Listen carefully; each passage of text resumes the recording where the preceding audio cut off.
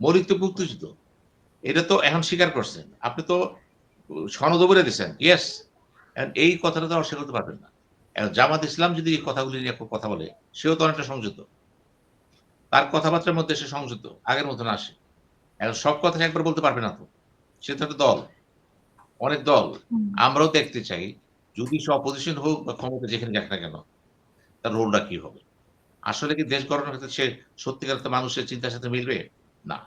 এই মুহূর্তের সংগ্রাম কিন্তু আমাদের চেতনা না, খেয়াল করবেন। ওই চেতনা বাইকটা আর কদিন খেবেন? এই মুহূর্তের সমস্যা হচ্ছে বেকার সমস্যা। এই মুহূর্তের সমস্যা হচ্ছে ভারতের সাথে সমস্যা। এই মুহূর্তের সমস্যা হচ্ছে আপনার অর্থনৈতিক সমস্যা। এই মুহূর্তের সমস্যা হচ্ছে যুব সমাজের এমপ্লয়মেন্ট সমস্যা। এই পথ দেখান। বড়, বড় কথা সবাই বলতেছে কিন্তু। এই দেখলাম। এখন ভারতের বিরুদ্ধে কি কথা বলে না। না জামাত ইসলাম কয় না বিএনপি কয়। কারণ কি? ফাটায় ফেলাইছেন না টকশো ৩ বছর। ভারত খেয়ে ফেলাইলো, মেরে ফেললো। অর্থ কি? এই গুজব থেকে সরে যান।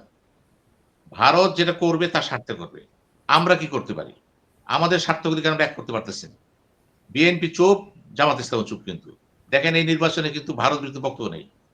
একদম সব মুখে তালা দিয়ে দিছে। কেন? সবাই মনে করতেছে আমরা হয়তো উল্টাপাল্টা যেতে পারি।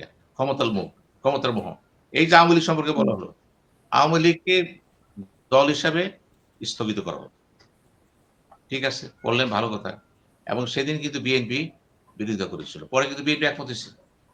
বিএনপি দল, দল হিসেবে সে একমত হইছে এবং অনেকে একমত হয়ে গেছে। জাতীয় পার্টিতে একমত হয়নি। তাকে তো ব্যান করেন নাই। কতগুলি কাজ হয়ে গেছে কিন্তু উলটপালট। জাতীয় পার্টিকে ব্যান করলেন না। ওই ১৪ দলকে করলেন না, আওয়ামী লীগকে করলেন। যদি ব্যান করবেন সবগুলো একসাথে করে দিবেন কিন্তু।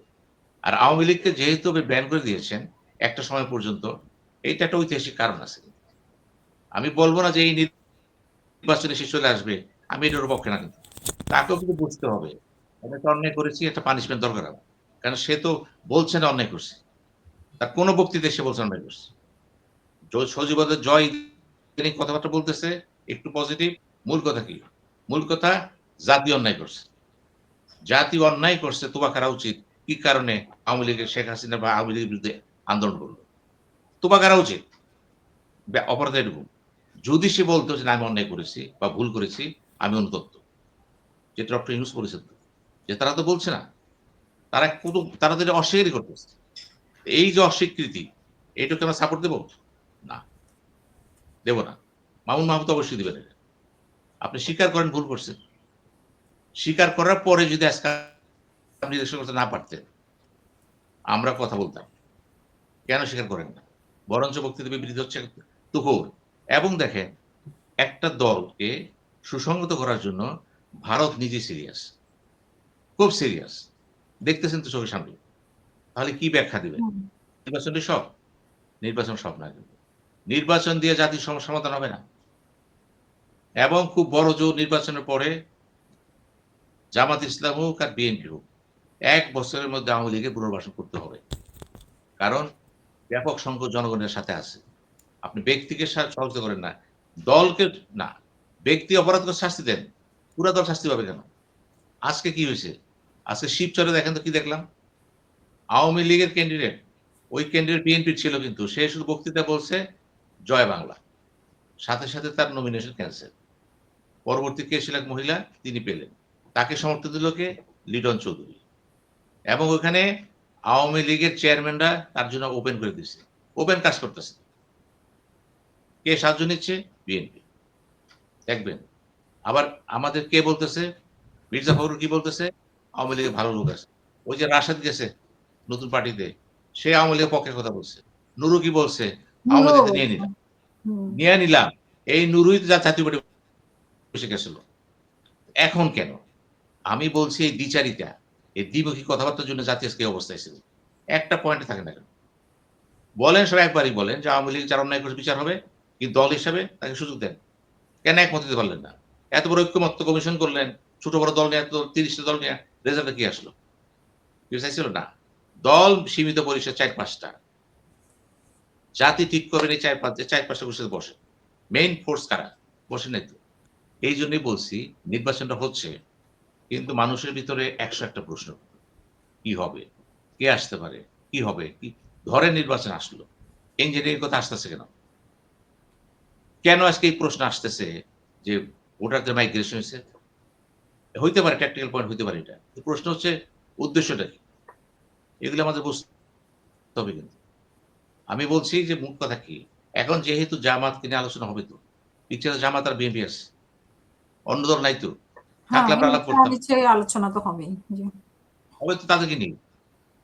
তাদেরকে নিয়ে হবে। এবং নিঃসন্দেহে আমি একটা কথা বলতে পারি, ক্ষমতায় কে যাবো জানি না। কিন্তু একটা স্ট্রং অপোজিশন হবে আমাদের দেশে। এইবার একটা স্ট্রং অবশ্যই। অপোজিশন হবে। যেই থাক। এবং এই অপোজিশন কিন্তু জাত অপোজিশন হবে না। এবং যদি ব্যতিক্রম কিছু ঘটে যায়, নির্বাচিত হওয়ার পরও পরে কিন্তু খুব বেশি দিন সরকার টিকবে না। কারণ আওয়ামী লীগের বাইরে রাখছেন তো। যে দলটা অপোজিশনে যাবে, সে চেষ্টা করবে তার সাথে হাত মিলায়া সরকার টপল করে দেওয়ার জন্য। তাহলে খারাপ কে? খারাপ তো আমরা, এই নেতারা, এই রাজনীতিবিদরা। কথা একটা কাজ একটা। কোন কিছু নাই। দেশপ্রেম ওটা মুখের কথা বলতেছে। এখন দেশপ্রেম কই গেল? কই গেল দেশপ্রেম? মনে হচ্ছে আমাদের কোন সমস্যা নাই। সমস্যা একটাই, আমি বিএনপির গালি দেব, বিএনপি আমার গালি দিবে। জামাতের গালি দিবে। তাইলে আমাদের মৌলিক সমস্যাটা কোথায় ছিল? এই নির্বাচন সবচেয়ে বড় হয়েছে ভারতের। যেকোনোভাবে আলোচনা টেবিল থেকে ভারত নাই। ভারত নাই। আর কি চান? ওইজন্যই বললাম, জাতির কপালে ভালো কিছু নাই কিন্তু। কারণ আমাদের নেতারা এখনো কিন্তু সেই বোধশক্তি করতেছে না, দেশকে ভালোবাসার ক্ষেত্রে স্যাক্রিফাইস আসতেছে না কিন্তু। সব নেতা নিয়ে কথা আছে কিন্তু। জামাত তার কি বলছে? ভারতের সাথে সম্পর্ক চায়। এটা নিয়ে দেখলাম অনেকে কথা বলছে। কেন কথা বললেন? জামাত একটা দল, নির্বাচন করতেছে। সে কি বলবে ভারতের সাথে যুদ্ধ করে দেব? এটা নিয়ে কেন কথা বলতেছে? উনি তো বলতেই পারে যে ভারতের সাথে আমার সম্পর্ক, আমার ফরেন পলিসি 60% ভারতের সাথে। আমি এটা কেমনে সেটেলমেন্ট করব? এই সেটেলমেন্ট যে ইস্যু যদি নিয়ে আসতে পারেন এই ম্যানিফেস্টোতে, সেটা হচ্ছে প্রকৃত ম্যানিফেস্টো। আপনি এড়ায় গেলেন। সম্পর্ক করব। কিভাবে করবেন? শেষ করবেন হয় নাই। প্লিজ। নির্বাচন, রাজনীতি, জাতীয় স্বার্থ। এগুলি কিন্তু কোন বক্তার মুখে আসে নাই। না বিএনপি না জাতীয় পার্টি। কথা আসতেছে, আমারে ক্ষমতা পাঠান, আমি দেখাই দেব। এইজন্যই বলছি, আশা হওয়ার কিছু নেই। কে ক্ষমতায় যাবে না যাবে ইম্যাটেরিয়াল। ম্যাটেরিয়াল হচ্ছে জাতীয় স্বার্থ বারবার বিপর্যস্ত হচ্ছে। আগামীতে আরো হবে।